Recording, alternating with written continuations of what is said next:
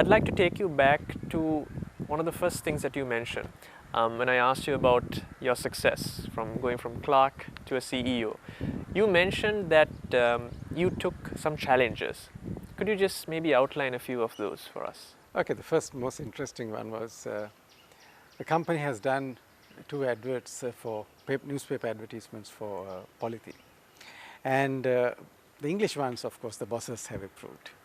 And those days bosses don't know Sinhalese. And then I come from this Horana. Suryaraja, can you see whether this is good? So then I looked at it and said, I can improve. This is not very good. Oh, right. Can you improve? I said, yes. And then I wrote my first Sinhala copy. And then having seen my Sinhala copy, Garrett's was the ad agency at that time, and they said, can you do freelance advertising copy? And I earn more from my freelance copywriting than from the main job. Then they decided to distribute polythene by vans in the country. And they asked me, Deepal, we have a new idea that we want to sell polythene by delivering from shop to shop. Would you like to do this? No training, nothing, but I thought, okay, I'll get to see the country. So I said yes. And I became the first van sales rep to sell polythene in Sri Lanka. Then when they started selling some these concealed hinges, which you find in pantry cupboard. This was in 1980s. It was the first time they brought, and they said, Deepal, can you go and sell this? I said, okay. We will give you a bike. They said, a scooter. I said, okay, thank you. And I went. And I went to this company called Woodplex Furnifits, and then I tried to sell these concealed hinges. Then they asked me, how much are you getting from your current job? And if we give you better, will you join us? I said, okay. I joined them. So, then I was selling industrial ceilings and partitions.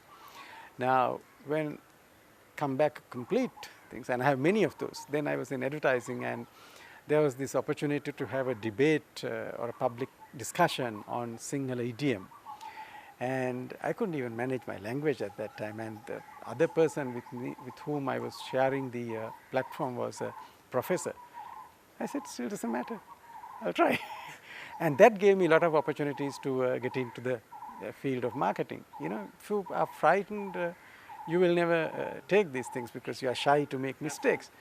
And then later in my career at Eagle, every time I took a big risk, and that was with a big reward.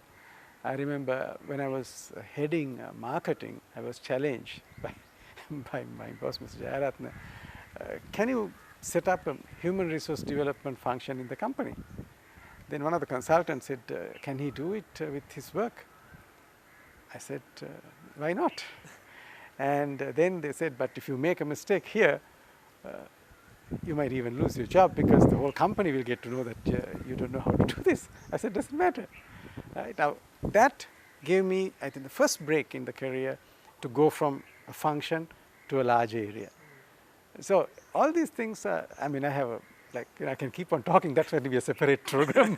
No, I think we have a series ahead as well, and we can, as you very rightly said, keep on talking. And I'm going to take a leaf from your book because this might be the end of this episode, but it's the beginning of our series. So thank you ever so much, Mr. Suraj. It was a pleasure talking to you.